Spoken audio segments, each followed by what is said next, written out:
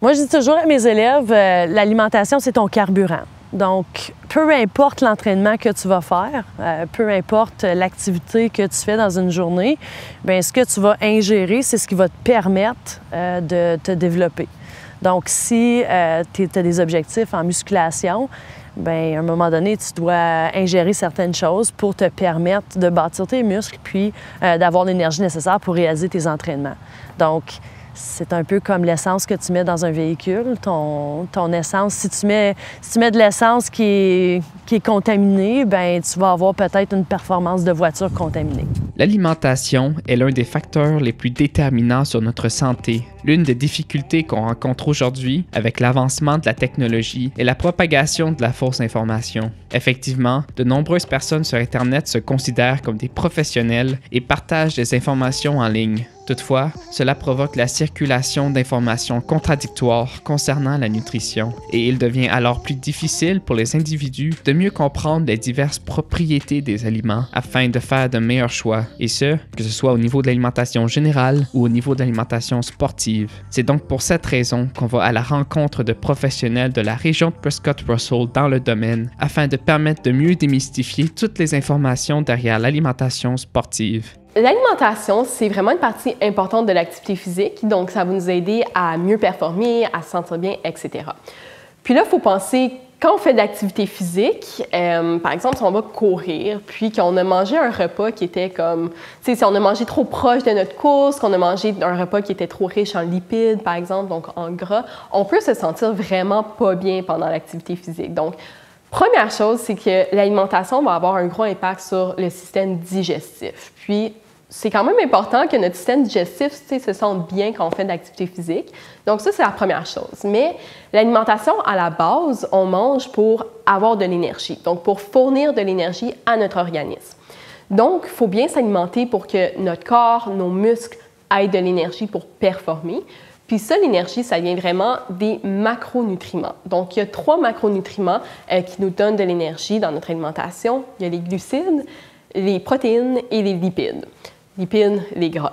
Donc, ça nous donne des calories. Puis des calories, ce que c'est vraiment juste une unité d'énergie. Donc, quand on consomme des glucides, par exemple, ça va être utilisé par l'organisme. Donc, il y a comme un lien direct. Activité physique, on dépense de l'énergie. Si on en dépense, ça veut dire qu'on a besoin de l'énergie qui vient de quelque part. Donc, ça va venir de notre alimentation, justement. Donc, ça, c'est un autre, dans le fond, bienfait là, de bien s'alimenter, c'est avoir de l'énergie pour performer. Puis également, juste se sentir bien au jour le jour. Donc, si on veut faire d'activité physique, on veut se sentir bien avant de commencer. Donc, avoir une bonne alimentation à la base, ça va nous aider avec ça. Ça va nous aider aussi à avoir, si on a toutes nos... Donc, j'ai parlé de macronutriments, il y a aussi des micronutriments. Donc, ça, c'est les vitamines et les minéraux. Ça ne nous fournit pas d'énergie dans notre alimentation. Donc, ça ne nous donne pas de calories, mais ça nous donne, dans le fond, les nutriments qu'on a besoin pour être en santé. Donc, si on pense aux vitamines, vitamine C, par exemple, la vitamine D, minéraux, il y a du calcium, du fer, etc.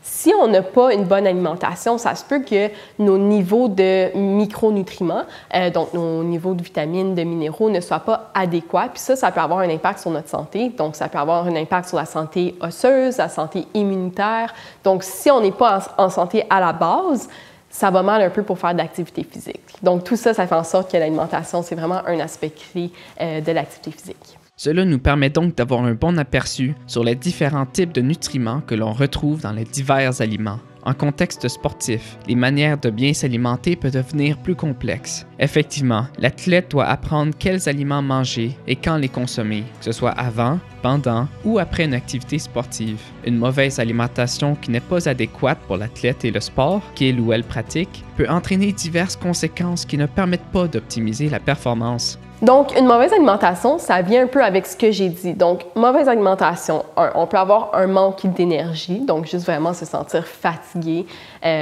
avant, pendant l'activité physique. Avoir une mauvaise alimentation peut aussi faire en sorte qu'on a une mauvaise récupération suite à l'activité physique. Donc, quelqu'un qui a vraiment un programme d'entraînement, disons, je pense à un athlète compétitif qui joue au hockey, qui fait de la course à pied, peu importe, il y a plusieurs entraînements à travers la semaine, il y a des parties, il y a des tournois, etc. S'il ne mange pas bien, ça va être plus dur pour ses muscles de récupérer, par exemple. Il peut être aussi plus à risque de blessures. Donc, les blessures, c'est jamais le fun en tant qu'athlète. Donc, ça peut faire en sorte, justement, si on ne s'alimente pas bien, qu'on met notre corps plus à risque de blessures. Aussi, au niveau digestif, comme j'ai parlé, une mauvaise alimentation, une mauvaise planification alimentaire. Donc aussi, non seulement ce qu'on mange, mais quand on mange, ça a vraiment un gros impact sur le système digestif qui, ça peut avoir un gros impact sur notre performance. Donc, si je pense à un marathonien, par exemple, qui s'en va courir 42,2 km, il faut s'assurer que le système digestif, il soit correct pour ça. On veut éviter les crampes digestives, etc., parce que ça peut vraiment avoir un impact sur notre performance. Là, je parle de marathon. Pendant un marathon, il faut aussi s'alimenter pendant l'effort physique.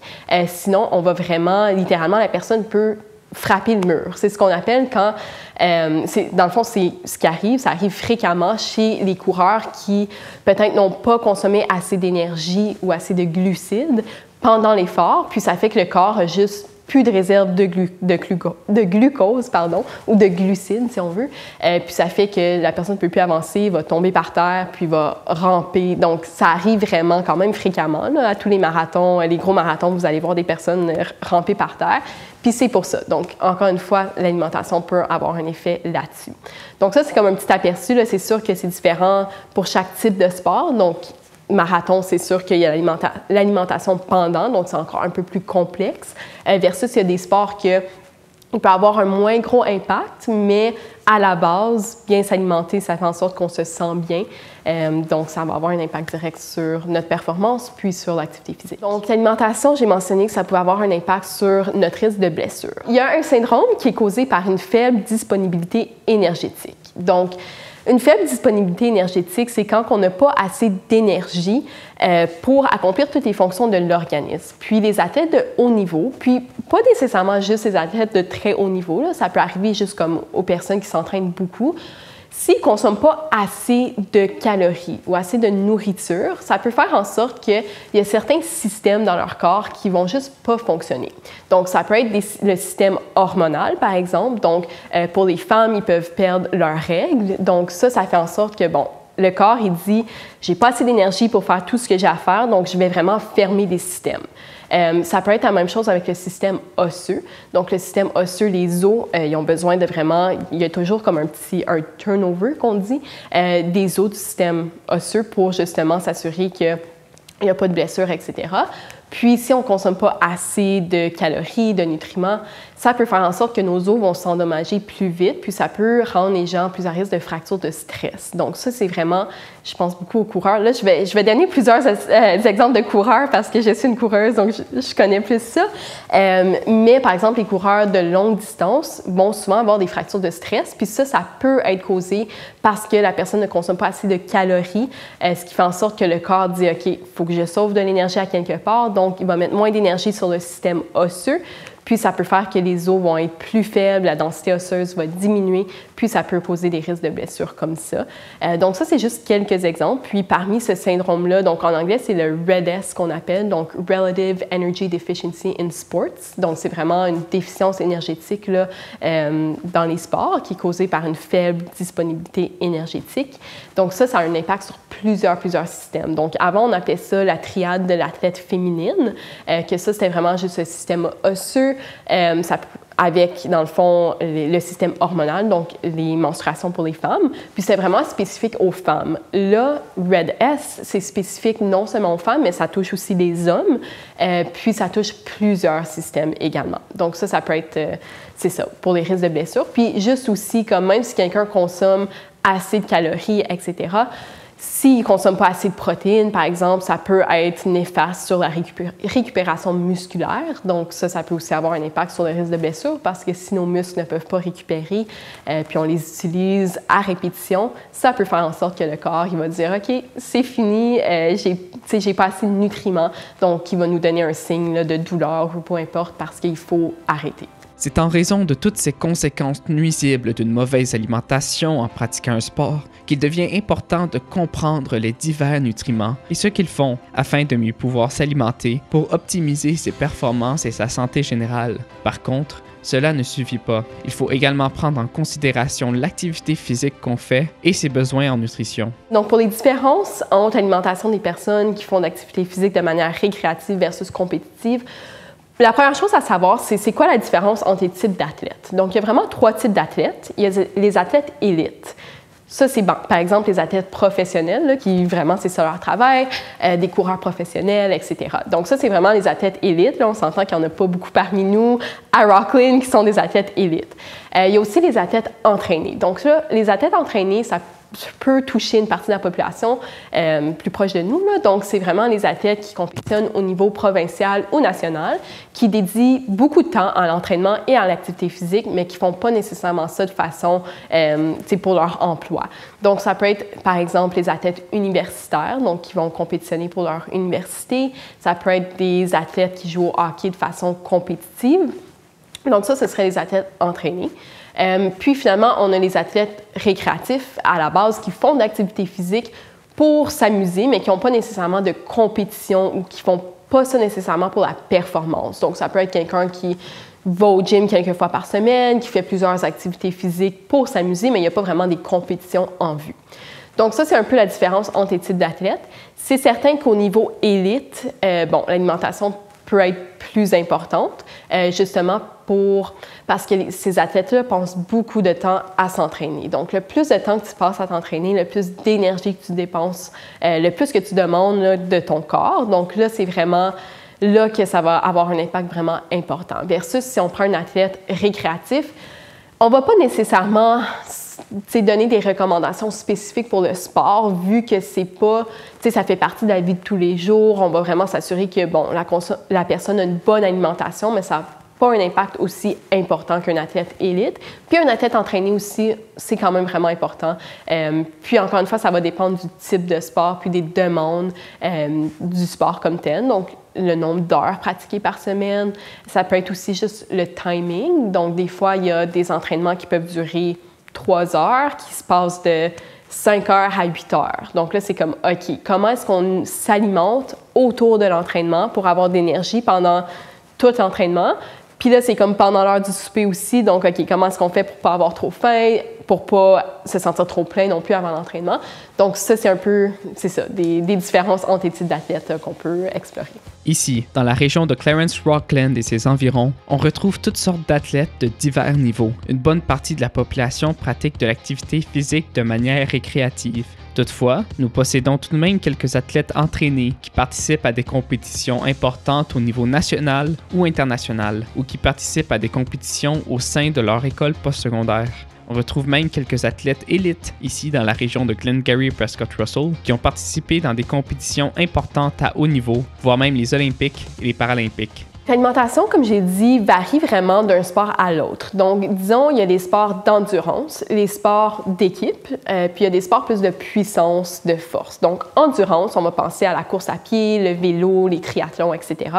Sport d'équipe, soccer, hockey, basketball. Puis les sports de force ou de puissance, ça peut être par exemple plus la musculation, le powerlifting, des choses comme ça. Donc, il y a vraiment des différences marquées entre les types de sports, notamment la durée. Donc, quelqu'un qui fait un ultramarathon, qui décide d'aller courir 100 km, ça va être très différent que quelqu'un qui fait, par exemple, des sprints, donc qui court 100 mètres, parce que ça n'a pas besoin d'être un ultramarathon non plus, là. Ça peut être juste un marathon, c'est quand même beaucoup.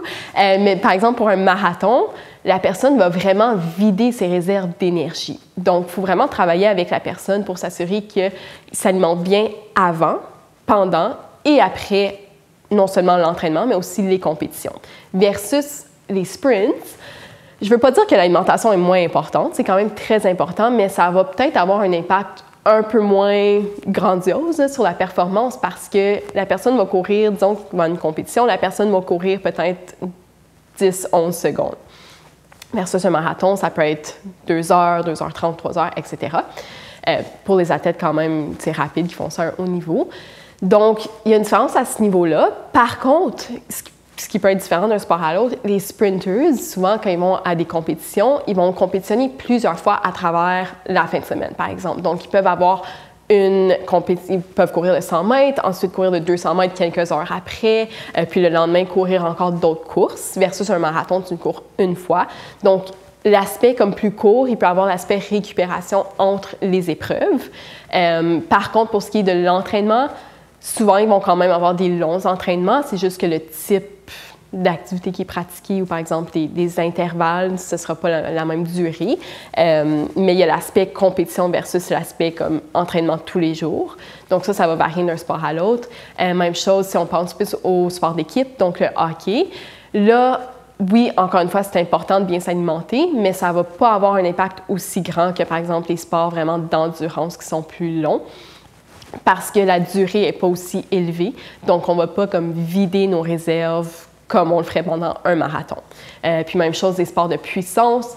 Donc, c'est tout vraiment, les différents types d'activités utilisent des substrats énergétiques. Donc, ça veut dire c'est juste l'énergie qu'on utilise provient d'où. Donc, ça va provenir de sources différentes. Donc, en activité physique, règle générale, les glucides, c'est comme les superstars parce que c'est vraiment l'énergie qu'on utilise. Mais différents types d'activités vont utiliser différentes proportions de glucides versus de lipides à l'effort. Donc ça peut varier aussi d'un sport à l'autre. Puis, dernière chose aussi, les besoins en protéines peuvent varier d'un sport à l'autre. Donc, les sports de puissance peuvent avoir des besoins en protéines qui sont plus élevés que, par exemple, les athlètes d'endurance qui vont avoir des besoins un peu moins élevés. Donc, c'est toutes des différences. Comme j'ai dit, il y a vraiment plusieurs sports. Donc, oui, il y a plusieurs types, mais dans ces types-là, il y a aussi encore plusieurs sports. Donc, une diététiste du sport peut justement rencontrer une personne un à un puis déterminer ses besoins individuels pour lui. Donc, dans le fond, les protéines, c'est vraiment par rapport à la masse musculaire puis au développement musculaire. Donc, un sport de puissance ou de force, les chances sont que la personne veut vraiment développer une masse musculaire pour pouvoir lever plus lourd, avoir plus d'explosion, etc.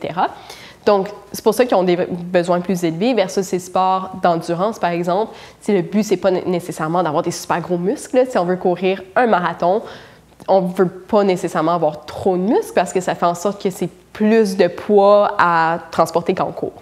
Donc, c'est vraiment par rapport, là, justement, à la masse musculaire. Dans le fond, les glucides, c'est vraiment la source principale d'énergie utilisée par le corps. Donc, c'est vraiment la majorité de notre énergie provient des glucides. Puis, sont aussi plus faciles à digérer. Donc, si je pense aux glucides simples, donc ça va pouvoir comme surprendre des gens, mais avant l'activité physique, c'est vraiment les glucides simples qu'on veut prioriser. Puis ça, ce que c'est vraiment, par exemple, du miel, du sirop d'érable. Ça, c'est comme des glucides simples, purs, comme, c'est vraiment facile à digérer. Même chose du pain blanc, ça va être plus facile à digérer que du pain brun avant, par exemple, une compétition, parce qu'il y a moins de fibres. Puis, donc, dans le fond, c'est ça. Dans notre corps, il y a plein de réactions chimiques qui se passent. Puis, la réaction principale pendant l'activité physique, ça va être par rapport aux glucides. Donc, on va vraiment utiliser les glucides. Ça va nous fournir de l'énergie de façon rapide. Puis, le problème, c'est que, par exemple, avec les lipides, qui est les gras, ça pourrait nous fournir de l'énergie pendant vraiment longtemps, mais c'est vraiment long de pouvoir comme, utiliser l'énergie provenant des lipides. Par contre, les glucides, ça nous donne vraiment d'énergie plus rapidement. Donc, c'est pour ça que c'est vraiment le substrat à utiliser. Puis les protéines également, c'est vraiment comme plus long, plus complexe, etc. Donc, c'est vraiment les glucides qu'on veut prioriser. Alors, si on se penche maintenant sur la majeure partie de la population de Prescott-Russell, soit tous ceux qui pratiquent une activité physique de manière récréative, quelle est la meilleure façon pour améliorer son alimentation afin d'optimiser sa santé? Le nouveau guide alimentaire canadien peut être une bonne première étape pour commencer. Si vous faites une recherche rapide sur Internet, vous pourrez trouver les diverses informations importantes du nouveau guide alimentaire canadien qui pourra guider vos choix et vous fournir plus de renseignements.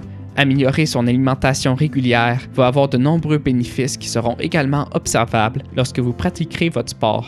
Oui, donc quelqu'un qui est vraiment, qui fait pas vraiment d'activité physique puis qui commence à faire d'activité physique puis qui devient actif de façon régulière, dans le fond, les recommandations, c'est pas tellement différent que les recommandations générales pour la saine alimentation. Donc, on veut une variété d'aliments, on veut beaucoup de fruits, de légumes, de grains entiers, de protéines, etc. Donc, un athlète récréatif, par exemple, c'est vraiment, ça ne diffère pas trop de la population générale. Là où il peut y avoir des différences, c'est plus par rapport au timing de notre alimentation, de nos repas, de nos collations. Donc, si on s'entraîne, par exemple, à midi, OK, comment est-ce qu'on va s'alimenter pour ne pas avoir faim, pour avoir l'énergie nécessaire? Des fois, on peut inclure des collations pré- ou post-entraînement. Donc ça, c'est des petits changements qu'on peut faire, justement pour comme bien s'alimenter puis avoir l'énergie nécessaire pour s'entraîner. Ça se peut aussi que la personne, si une personne devient vraiment plus active que d'habitude, peut avoir plus faim. Donc, c'est correct de manger plus pour subvenir à nos besoins. Si une personne devient plus active puis veut gagner de la masse musculaire, on pourrait, par exemple, faire des petits changements par rapport à la composition de ses repas, par exemple, pour consommer plus de protéines. Donc ça dépend vraiment des buts individuels des personnes, mais règle générale, quelqu'un qui est juste comme actif de façon récréative, il ne faut pas trop non plus penser... Oui, il faut penser à l'alimentation, mais il ne faut pas trop s'en faire avec ça. C'est vraiment d'écouter son corps, puis d'avoir une bonne alimentation de manière générale. Pour améliorer notre alimentation de manière générale, dans le fond, on veut toujours, mais pas toujours, mais c'est bon d'avoir beaucoup de fruits et légumes. Donc, nos repas, nos collations, on veut des fruits et légumes, on veut des grains entiers. Donc, grains entiers, ça peut être pain brun, pâte brune, des grains comme du quinoa, de l'avoine, du riz brun, etc. Donc ça, c'est nos grains entiers. On veut des aliments protéinés, puis on veut miser sur les protéines végétales également. Donc les protéines qui proviennent de sources végétales comme du tofu, donc ça, c'est fait à partir de soya. Tempeh, c'est comme un peu un autre, même principe que le tofu, c'est fait avec du soya, mais c'est fermenté, puis c'est un petit peu différent. Bref, si vous êtes intéressé, vous pouvez essayer une tempeh. Il y a les légumineuses aussi, donc les pois chiches, les haricots, les lentilles, etc. Donc ça, c'est nos protéines végétales. Il y a aussi les produits laitiers, donc du yogourt grec, par exemple, c'est vraiment une bonne source de protéines, puis de calcium, vitamine D, c'est bon pour nos os. Donc, on a nos aliments protéinés. On veut aussi éviter les aliments ultra-transformés. Donc, ultra-transformés, c'est vraiment les aliments qui ont subi plusieurs transformations, puis souvent qui sont plus riches en sel, en sucre, en gras ajoutés. Puis ça, je peux penser par exemple à ce qu'on achète comme en magasin qui est emballé, par exemple, des pains, il y a des céréales à déjeuner qui peuvent être ultra-transformés, mais c'est important de savoir que ce n'est pas tous les produits transformés qu'on veut éviter parce que la majorité des produits qu'on consomme sont transformés d'une manière ou d'une autre. Transformation, ça peut vouloir dire juste couper des aliments. Dans le fond, c'est transformer l'aliment. Puis, il y a des produits, par exemple, du humus, c'est transformé, mais c'est pas nécessairement, c'est pas mauvais pour la santé. Donc, c'est de savoir un peu différencier entre les types d'aliments, savoir lire les étiquettes nutritionnelles, la liste d'ingrédients. Cuisiner davantage aussi, ça nous permet de contrôler ce qu'on met dans notre assiette. Aussi, laisser place au plaisir, donc éviter la restriction alimentaire, consommer des aliments qui nous font sentir bien.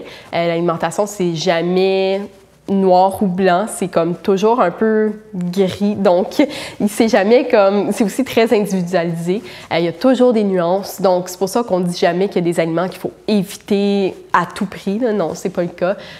Donc c'est vraiment, c'est ça. Miser sur les protéines végétales, beaucoup de fruits et légumes, éviter les aliments transformés, faire place au plaisir, puis manger une variété aussi, variété d'aliments. Donc manger la même chose tous les jours, les chances sont qu'on va pas atteindre tous nos besoins en nutriments parce qu'il y a plein de nutriments, donc on veut vraiment aller chercher de plusieurs sources alimentaires. Pour les enfants qui sont très actifs, là, les enfants, ça peut bouger toute la journée, ils ont tellement d'énergie. Donc, c'est important justement d'avoir des bonnes collations qui vont donner de l'énergie à l'enfant. Comme j'ai dit, on veut prioriser les glucides. Donc là, ça va dépendre aussi combien de temps on a pour digérer. Donc, si l'enfant a une pratique de soccer, par exemple, à 7 heures le soir, là, c'est de savoir, OK, le timing des repas. Disons que l'enfant a pris un souper vraiment plus tôt, là, à 4 heures, un souper tôt. Ça se peut qu'on veut lui donner une petite collation avant l'entraînement de soccer pour qu'il ait de l'énergie.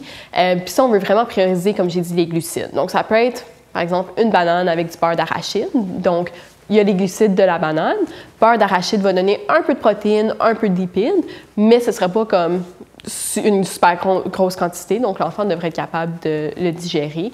Une autre bonne collation, ce serait par exemple juste une toast avec, ça peut être beurre d'arachide encore une fois ou beurre de noix avec des morceaux de fruits sur le dessus ou avec juste du miel aussi parce que si un enfant a plus de difficultés à digérer, donc digère pas trop bien quand il y a comme vraiment des lipides, des fibres, etc., on peut vraiment donner juste une tranche de pain. Ça peut être du pain blanc, honnêtement. Donc, évidemment, un pain blanc, ça peut être un pain blanc qui a vraiment juste de la farine, de l'eau, un petit peu de sel. Donc, un pain blanc qui a comme pas une super longue liste d'ingrédients. Avec juste du miel. Le miel, c'est notre source de glucides simple qui va donner de l'énergie de façon rapide. Donc ça, c'est une autre option. Ça peut être juste un fruit. Donc si l'enfant n'a pas trop faim, ça peut être un fruit. Moi, personnellement, ma collation comme préférée, go-to si on veut, avant des entraînements, c'est vraiment de la compote de pommes.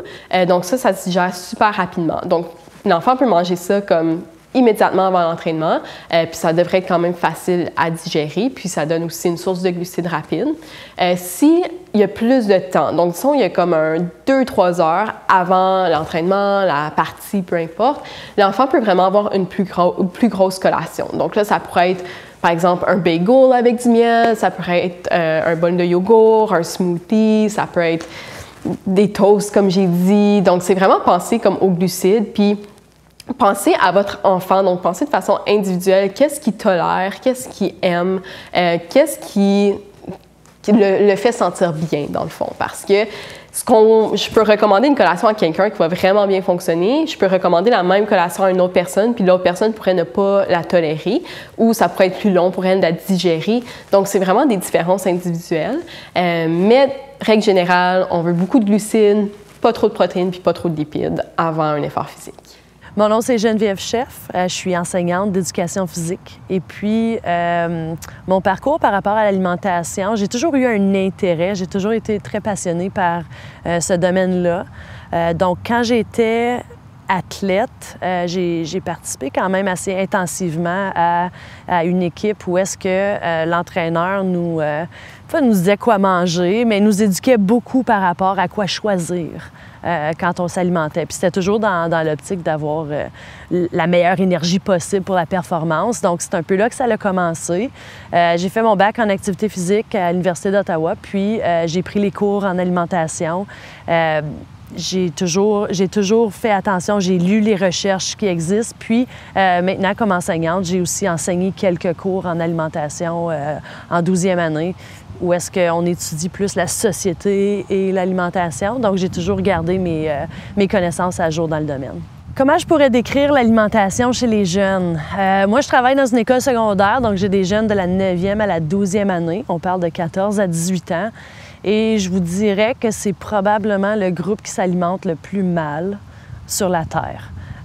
Peut-être juste dans mon milieu, là, mais reste-t-il que l'alimentation, ce qu'il faut comprendre, c'est que c'est des choix qu'on fait de façon quotidienne et on les fait, je sais pas, au moins 3 à 5 fois par jour, dépendamment combien de fois par jour on mange.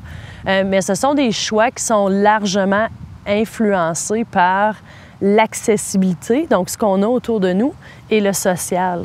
Donc l'alimentation, il ne faut pas se dire « OK, tu choisis mal ». Non, c'est parce que souvent, on n'est pas... Tu sais, si tu avais toujours un lunch santé avec toi, là, bien, tu mangerais santé. Tandis que c'est pas la réalité de nos jeunes de 14 à 18 ans. Souvent, les parents sont déjà partis le matin quand ils font leur lunch, s'ils en font un.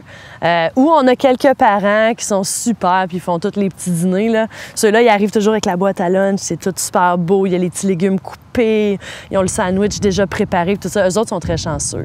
Mais c'est pas la réalité de la masse. Les jeunes, à la base, veulent maximiser leur plaisir et veulent réduire leur douleur. Mais quand ça vient à l'alimentation, c'est de la gratification immédiate. Donc, ton jeune qui s'alimente, ton ado qui choisit ce qu'il va manger, bien, il va choisir ce qui va tirer le plus grand plaisir à manger. Donc, il va manger les choses qui ne sont pas nécessairement bonnes pour la santé. Parce qu'on va se le dire, là, un petit sac de chips, ça goûte bon, ça donne un plaisir immédiat. Une barre de chocolat, c'est un peu la même chose. Donc, on a tous la dent sucrée ou la dent salée, on se reconnaît là-dedans. Là. Quand on a une fringale, c'est ce qu'on veut manger. Bien, nos jeunes ne sont pas différents. La seule chose qui est un peu différente, si on les compare aux adultes, le jeune adolescent est encore plus dans la gratification immédiate. Donc, il va choisir ce qui est disponible au moment où est-ce qu'il a faim, puis il va manger pas mal n'importe quoi qu'il y a sous la main.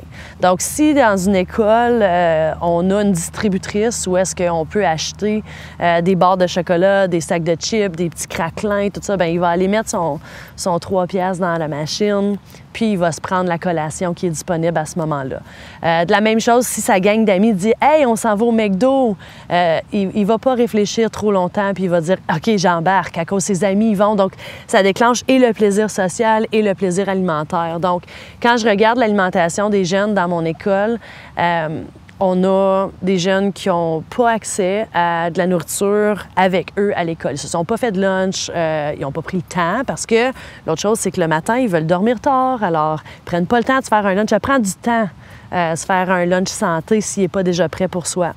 Et ensuite de ça, bien, il y a tout l'aspect social. Donc, ce que les amis vont manger, eux aussi vont avoir tendance à le manger. On ne peut pas dire que nos jeunes ne savent pas quoi manger. Je pense qu'on a quand même des adolescents qui sont très éduqués. Je veux dire, dès le primaire, on commence à leur enseigner que des fruits et des légumes, c'est bon pour la santé, qu'on devrait avoir des aliments protéinés, qu'on devrait choisir des produits à blé entier, ainsi de suite. Ils connaissent l'information, mais je pense que leur contexte, le contexte social et l'accessibilité font qu'ils font souvent des très mauvais choix. Une autre chose que je pourrais dire par rapport à l'alimentation, c'est que l'alimentation, c'est la quantité, mais c'est aussi la qualité des aliments qu'on choisit.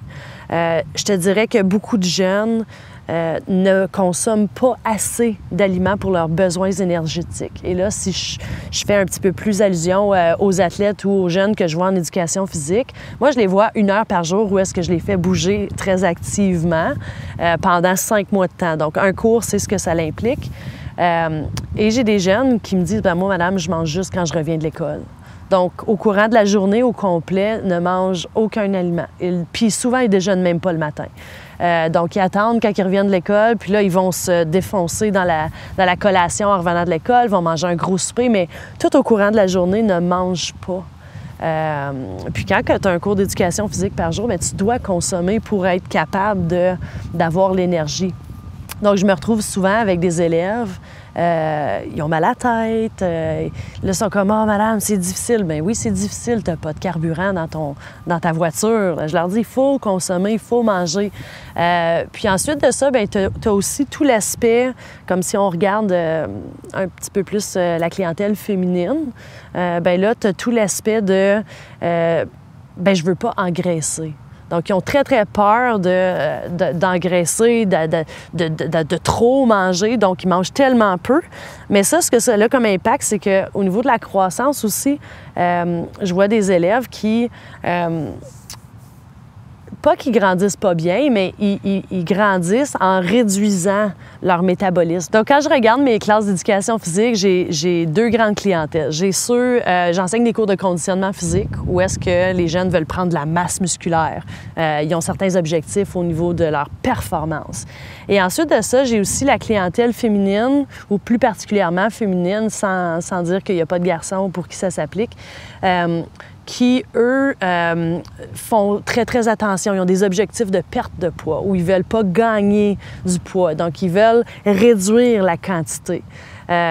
Donc, il y a les jeunes qui ne mangent pas assez.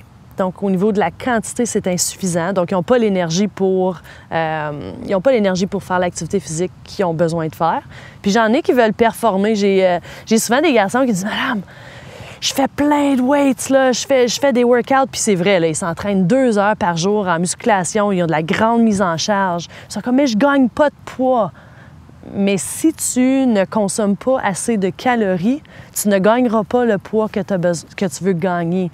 C'est une balance. Il faut avoir un équilibre. Puis, si on veut faire un changement au niveau de son apparence, qui est souvent le cas chez nos jeunes, soit qu'on veut devenir plus musclé, on veut maigrir, on veut modeler notre corps, bien à ce moment-là, il faut avoir une alimentation qui correspond à ces objectifs-là. Donc, au niveau des habitudes alimentaires, comment est-ce qu'on fait pour avoir de bonnes habitudes? Bien, il faut un peu planifier.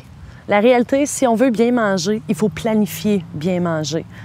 Donc, on doit réfléchir à qu'est-ce qu'on a besoin dans notre garde-manger, dans notre boîte à lunch, qu'est-ce qu'on veut manger, puis on doit planifier de façon appropriée.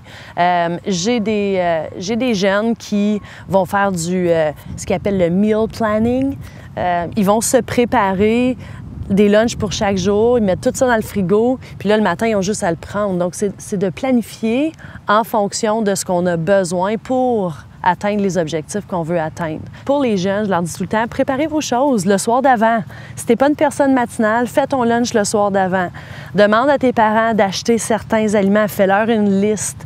Il y a plein de trucs comme ça. Si on regarde le Guide alimentaire canadien qui est sorti en 2019, ils ont un super site web avec des recettes, des collations faciles. Souvent, dans mes cours de conditionnement physique, je vais dire aux élèves, OK, regarde, telle collation, tu as un taux protéique assez élevé, tu as quand même un niveau calorique élevé aussi. Donc, j'essaye de leur donner des trucs et pour augmenter la quantité si c'est nécessaire et pour faire des choix au niveau de leurs éléments essentiels. Parce que on peut s'alimenter de façon calorique. Être correct au niveau des calories qu'on consomme. On mange suffisamment, mais ça se pourrait par contre qu'il nous manque certaines vitamines, certains minéraux pour aller réparer nos tissus, pour aller faire fonctionner son système de façon optimale. Donc, je leur dis toujours, quand tu veux avoir des résultats au niveau de ta performance athlétique ou même juste au niveau de te sentir bien, bien, tu dois t'alimenter de façon conséquentielle.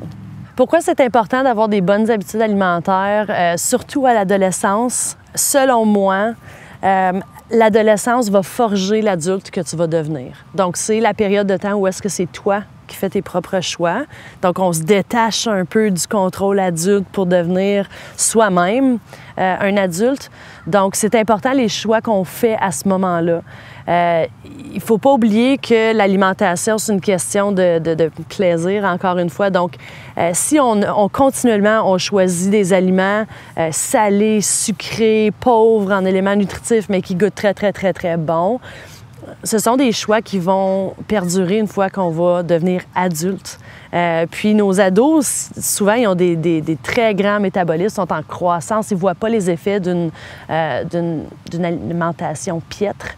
Mais comme adultes, par contre, ils vont voir des effets se produire. J'ai souvent vu des jeunes qui, au niveau du secondaire, mangeaient tout ce qu'ils voulaient, comme ils voulaient, il n'y avait aucune conséquence. Sauf qu'une fois qu'ils arrivent à l'université, au collège, un petit peu plus vieux, là, tu vois vraiment l'impact de ces choix-là, parce que les choix vont rester. Les choix que tu vas faire comme ado, ce sont souvent tes choix adultes. Donc, si on peut commencer à faire des bons choix quand on grandit, bien, un, on va bien grandir, puis deux, on va aussi faire des meilleurs choix comme adulte.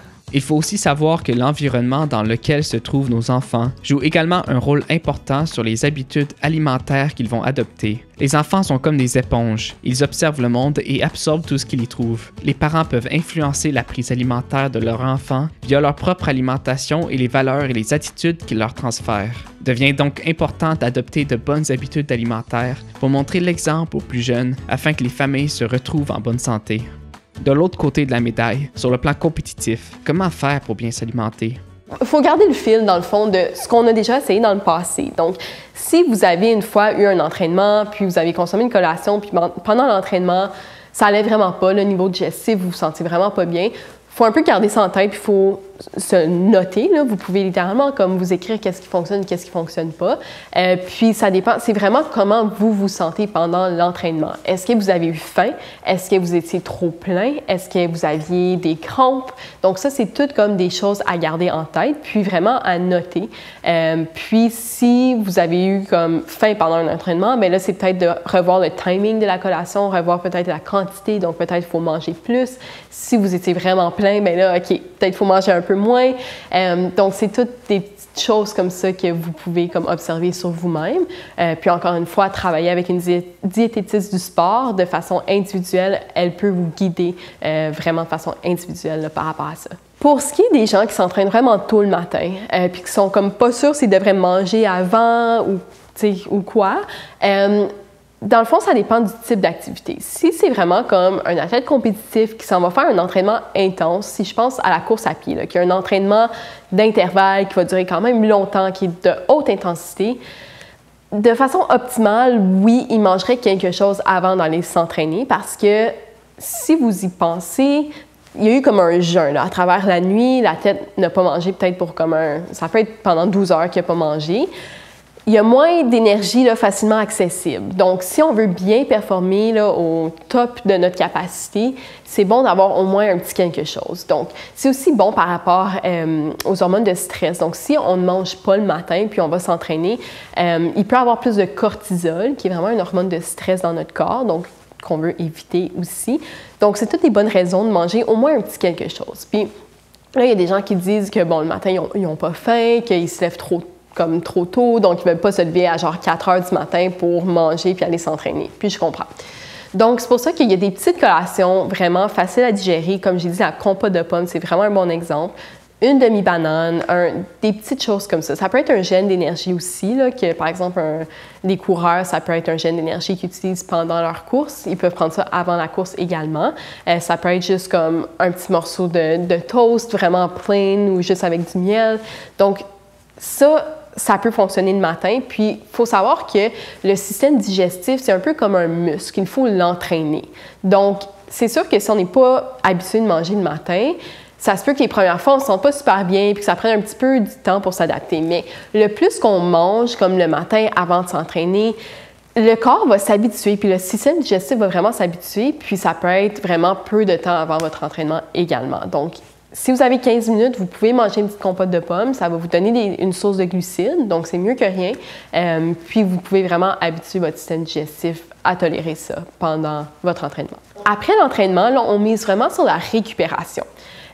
Puis ce qu'on veut, de manière générale, c'est avoir un ratio 3:1 de glucides et protéines. Ce que ça veut dire. Donc, on veut encore beaucoup de glucides parce que pendant l'entraînement, on a utilisé les glucides pour l'énergie. Donc, on veut vraiment refaire nos réserves. Donc, on veut des glucides, mais on veut aussi des protéines parce que les protéines, c'est vraiment important pour la récupération musculaire. Ça a vraiment tout plein de rôles dans notre organisme. Mais surtout au niveau des muscles, on veut des protéines pour bien récupérer. Puis là, ça peut être vraiment, quelqu'un finit son entraînement, il peut manger une collation rapidement qui est riche en glucides. Donc, collation riche en glucides, tout de suite après, c'est vraiment bon pour justement refaire nos réserves parce que nos réserves de glycogène, donc ça, c'est vraiment, dans le fond, les glucides sous forme de réserve, là, quand on les stocke, ça va être du glycogène. Donc ça, nos réserves de glycogène vont se faire plus rapidement après l'entraînement. Donc, ça va être vraiment comme plus avantageux, si on veut, de consommer quelque chose rapidement après l'entraînement pour refaire ces réserves-là. Idéalement, c'est d'avoir vraiment un repas complet aussi, là, quand même tôt après l'entraînement. Donc, on peut avoir, par exemple, disons qu'on finit une pratique de peu importe, là, de hockey ou si un entraînement de course à pied, on mange quelque chose de riche en glucides, ça peut être une barre granola, ça peut être un fruit, peu importe. Quand on arrive à la maison, là, on prend un bon repas équilibré avec notre fameux ratio 3:1 glucides-protéines. Donc, ce ratio-là, ça veut simplement dire que si on mange, par exemple, 60 grammes de glucides, on devrait avoir 20 grammes de protéines. Là, je ne dis pas d'aller compter vos glucides, vos protéines, c'est de manière générale avoir une bonne source de glucides, une bonne source de protéines.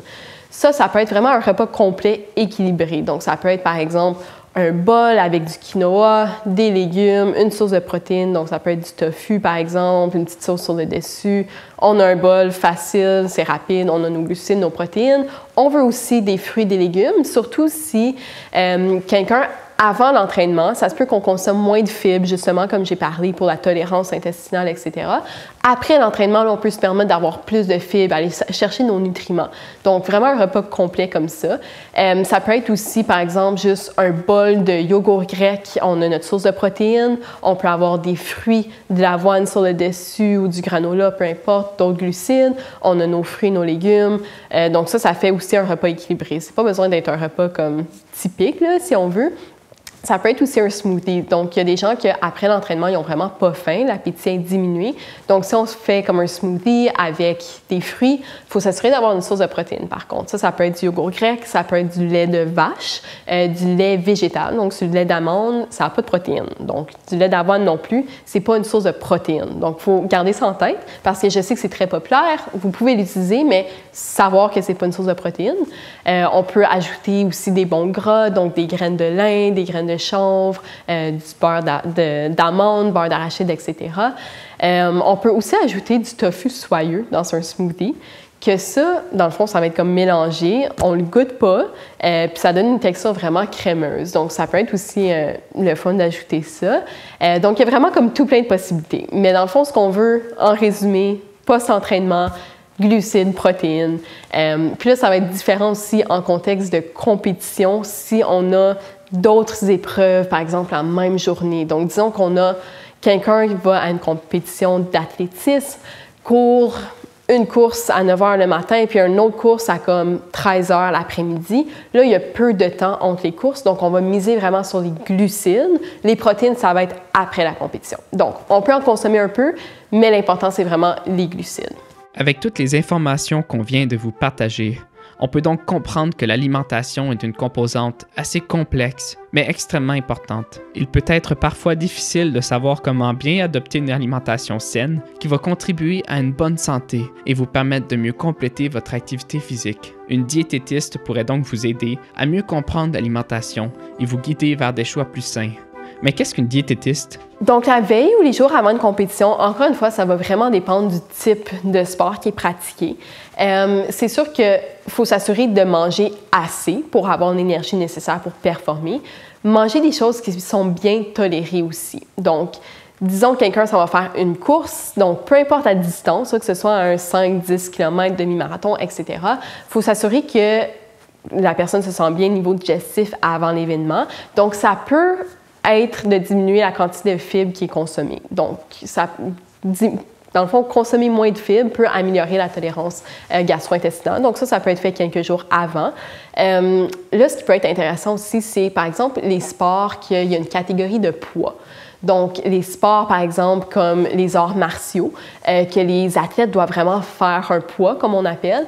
Là, c'est vraiment important de consulter une diététiste du sport parce que c'est important de, oui, faire le poids, mais il ne faut pas avoir dans le fond, des pratiques là, dangereuses par rapport à ça. Puis ça, il y a vraiment des choses spécifiques à faire les jours avant la compétition, avant la pesée, pour faire le poids. Donc là, c'est très niche quand même comme sujet, là, mais sachez qu'il y a des choses à faire pour ça.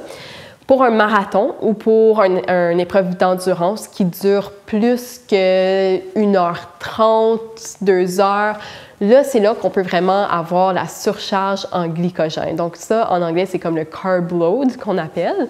Donc, c'est vraiment à partir de ce moment-là, donc des épreuves vraiment plus d'endurance. Si vous courez un 5 km, vous n'avez pas besoin de faire une surcharge en glycogène ou un carb load. C'est vraiment plus un marathon, par exemple, que ça va commencer 48 heures habituellement. Là, il y a 2 protocoles différents, mais ça peut commencer, par exemple, 36 à 48 heures ou 3 jours avant l'épreuve. Puis ça, c'est vraiment quelque chose à faire, encore une fois, avec une diététiste du sport pour qu'on puisse vous appuyer là-dedans parce qu'on ne fait pas ça juste comme on veut. Là. Il y a vraiment comme des données scientifiques puis des recommandations à suivre pour ça. Pour ce qui est de l'hydratation, donc l'hydratation, un peu comme l'alimentation, ça peut avoir un impact important sur la performance. Encore une fois, ça va dépendre du type de sport. Donc, comme j'ai dit, la nutrition, c'est jamais comme noir ou blanc. Il y a toujours des petites nuances.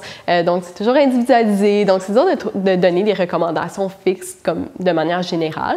Ça va être plus important pour les sports d'endurance qui durent longtemps, surtout à l'été. Donc, à l'été, on le sait, il peut faire chaud. Si vous allez courir, peu importe la distance, surtout des longues distances, mais si vous allez courir un marathon à l'été, c'est important de bien s'hydrater, non seulement pendant la compétition, mais aussi avant.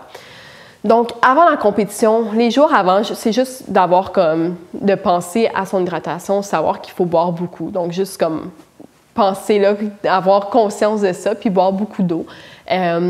Pour ce qui est, si vous entraînez aussi, comme pendant la compétition, pendant les entraînements, dans le fond, si c'est plus que 60 minutes, c'est là qu'on va commencer à recommander des électrolytes également, donc pendant la course à pied, par exemple. Donc, disons que c'est 60 minutes s'il fait vraiment chaud, puis 90 minutes s'il y a vraiment comme des grosses chaleurs, mais même 90 minutes, même s'il ne fait pas trop chaud, comme consommer des électrolytes. Les électrolytes, c'est surtout le sodium, mais il y a aussi le potassium, par exemple, que ça, c'est qu'on perd ça dans la sueur. Donc, il y a des pertes dans la sueur, donc il faut vraiment s'assurer d'en consommer pour comme, refaire ces pertes-là. Encore une fois, ça dépend d'un sport à l'autre, ça dépend de la température à l'extérieur. Donc, c'est vraiment comme difficile de donner des recommandations générales. Mais avant une compétition, il faut s'assurer de boire beaucoup d'eau. Le matin de la compétition aussi, il faut s'assurer de boire beaucoup d'eau. Il ne faut pas non plus comme boire trop d'eau, là, parce que trop, c'est comme pas assez. Mais il y a des recommandations qu'on peut faire de façon individuelle selon la durée et le type d'entraînement. Puis pour ce qui est des électrolytes, c'est la même chose. Donc, chaque personne va perdre une quantité différente de sueur, puis dans la sueur, ils vont aussi perdre une quantité différente d'électrolytes. Donc, quelqu'un peut suer vraiment beaucoup, quelqu'un peut suer très peu. Quelqu'un peut suer beaucoup puis perdre beaucoup de sodium. Quelqu'un peut suer beaucoup puis perdre peu de sodium. De manière individualisée, on peut déterminer la quantité de fluide à boire, puis la quantité d'électrolytes.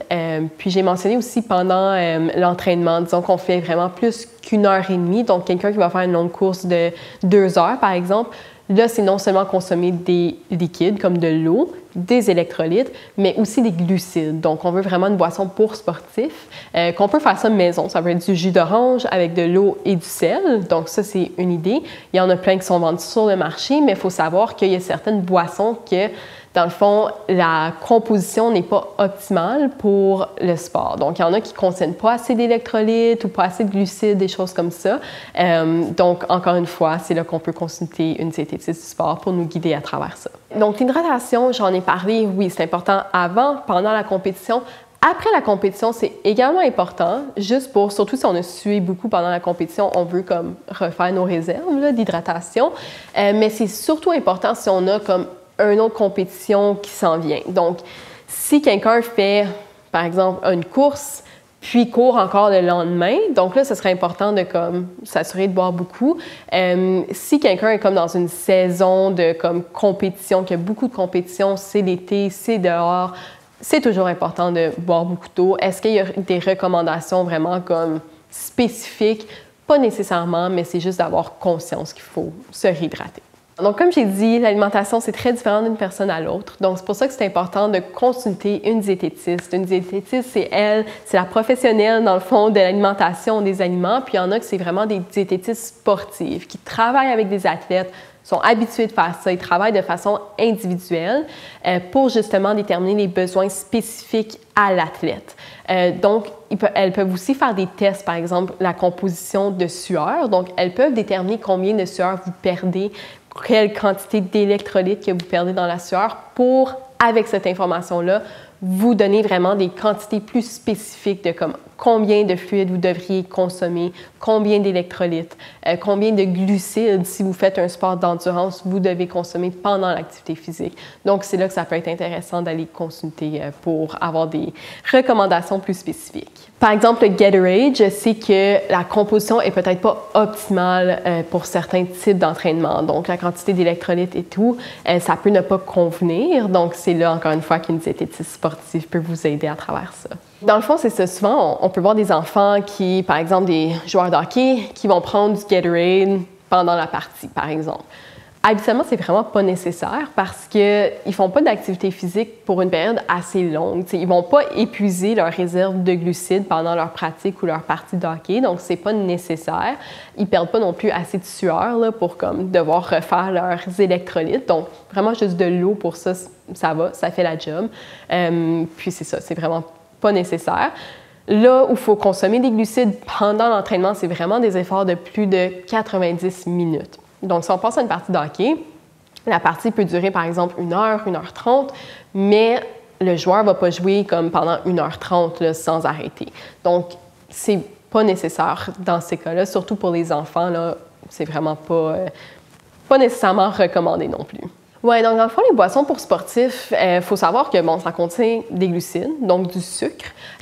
Puis ça, il ne faut pas démoniser le sucre non plus, parce que le sucre, ça a vraiment un rôle important à jouer dans la performance, parce que c'est ça qu'on utilise quand on fait de l'activité physique.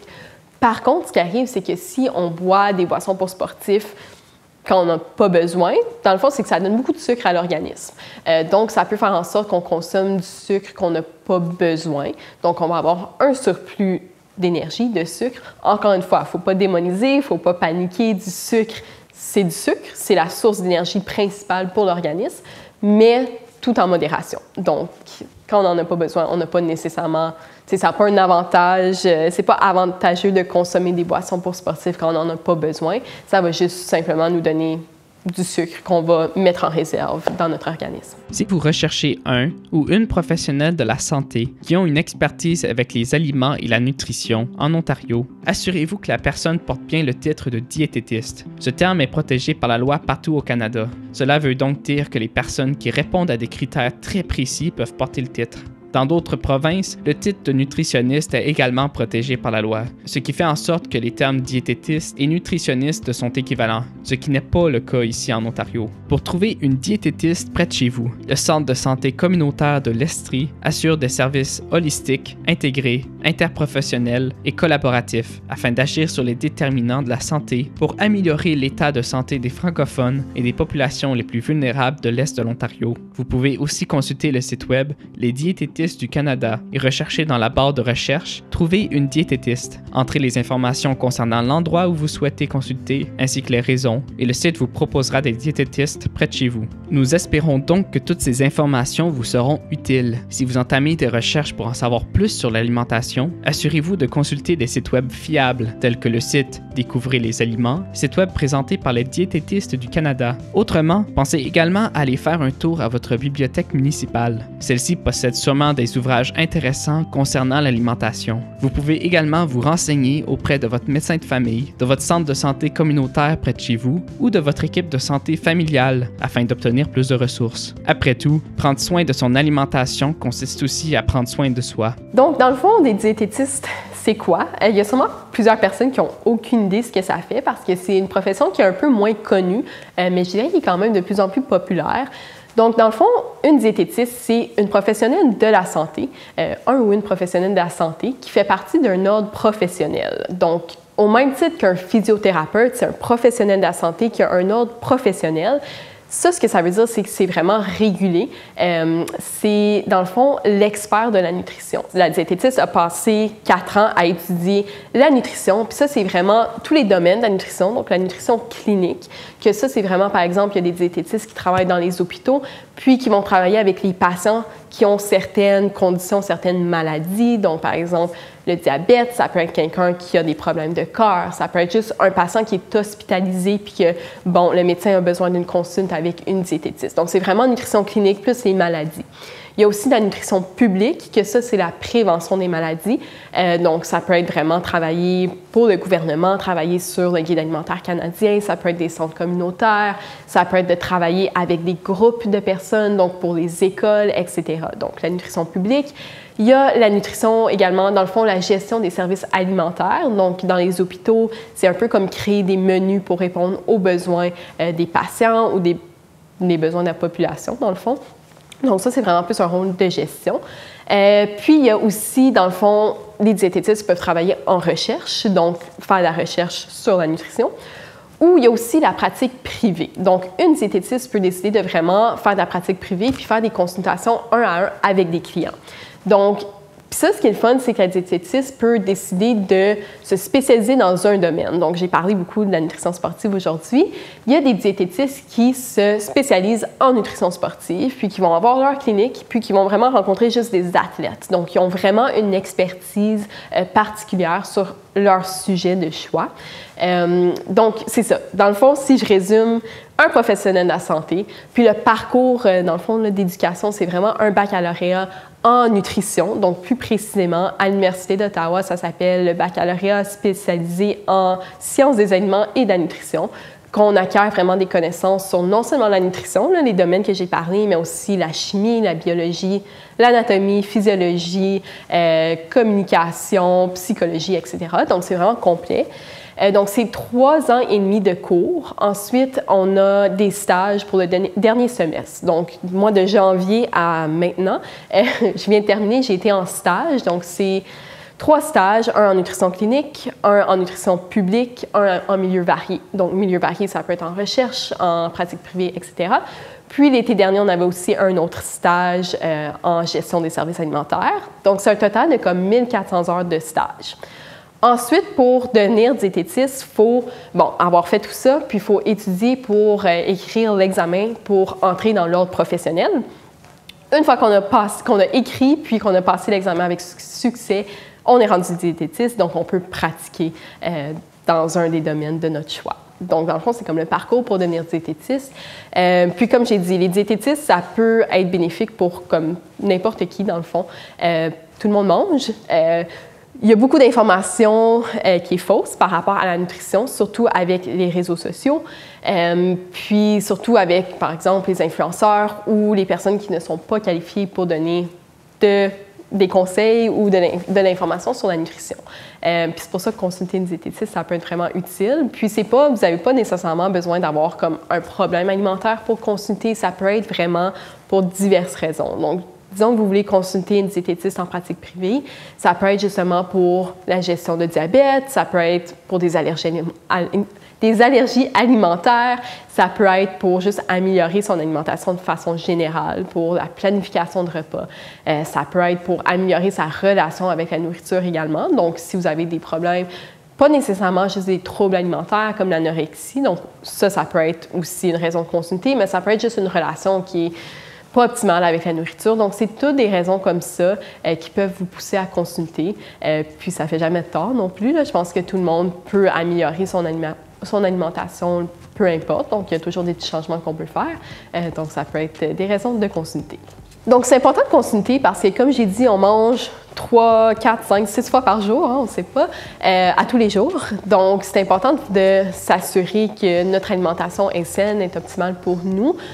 Aussi, si on a comme des problèmes par rapport à l'alimentation, que ce soit comme, par exemple, des problèmes digestifs, des maladies, quoi que ce soit, l'alimentation a vraiment un gros rôle à jouer là-dedans. Donc, souvent, oui, on va aller voir son médecin, etc. On va aller voir son physio quand on a mal à quelque part, mais quand on a quelque chose qu'on veut régler avec l'alimentation ou qu'on veut optimiser, la diététiste est là pour ça. Donc, c'est aussi pour la prévention. Donc, si vous avez une histoire familiale de diabète dans votre famille, vous n'avez peut-être pas une diabète encore, mais si vous voulez faire des changements pour optimiser vos risques de ne pas l'avoir plus tard, vous pouvez aller consulter une diététiste pour ce faire. Donc, c'est toutes des raisons. Vous ne perdez rien, dans le fond, là, à consulter. Donc, c'est ça.